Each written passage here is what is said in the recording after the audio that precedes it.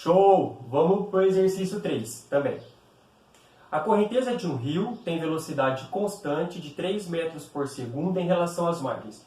Imagina com boa vontade que essas são as margens de um rio, que a correnteza se movimenta para a direita com velocidade, que ele disse aqui, 3 metros por segundo. Vou marcar aqui, velocidade da correnteza. Um barco que se movimenta com velocidade constante de 5 metros por segundo em relação à água atravessa o rio, indo em linha reta de um ponto A a outro ponto B, situado imediatamente à frente na margem oposta. Imagina que ele sai aqui do ponto A, um barco, e ele consegue chegar em linha reta em um ponto B na margem oposta. Ele consegue fazer isso em linha reta. Sabendo que a direção AB é perpendicular à velocidade da correnteza, qual é a velocidade do barco em relação às margens? Bonito esse problema, hein? Então vamos para ele.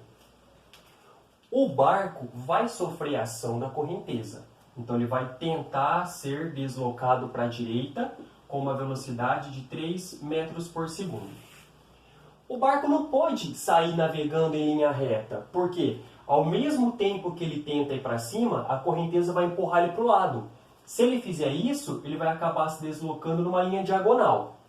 Para ele conseguir ir retinho e chegar no ponto B, a velocidade dele tem que ser... ele tem que tentar ir meio que no sentido oposto. Porque aí existe uma componente desse vetor oposto ao 3. Se tiver o mesmo valor, inclusive, ele não vai nem para a esquerda nem para a direita. E existe uma componente desse vetor para cima, para ele poder se deslocar e chegar no ponto B. Isso aqui é a velocidade dele em relação às águas, que o problema deu 5 metros por segundo. E eu quero saber, então, qual é a velocidade do barco em relação às águas que o problema disse, né? Vamos confirmar aqui.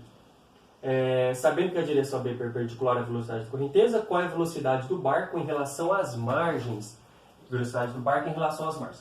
O que nós vamos ter que descobrir, então, é o valor dessa velocidade. É uma composição de vetores. O que eu posso fazer? Deslocar esse vetor aqui e colocar ele aqui em cima. Mesma direção e sentido. Olha só, 3 metros por segundo. Repare que a gente já tem um triângulo retângulo organizadinho. Nesse triângulo retângulo, a hipotenusa mede 5, esse cateto mede 3. De cabeça, vocês já conseguem imaginar qual que é o valor desse cateto. Triângulo retângulo com lados 3, 4, nossa hipotenusa 5. Mas para a gente deixar o cálculo bonitinho, vamos colocar isso aqui como letra V. Vai ficar hipotenusa ao quadrado é igual cateto ao quadrado mais cateto ao quadrado. 25, 3 ao quadrado, 9, mais V ao quadrado.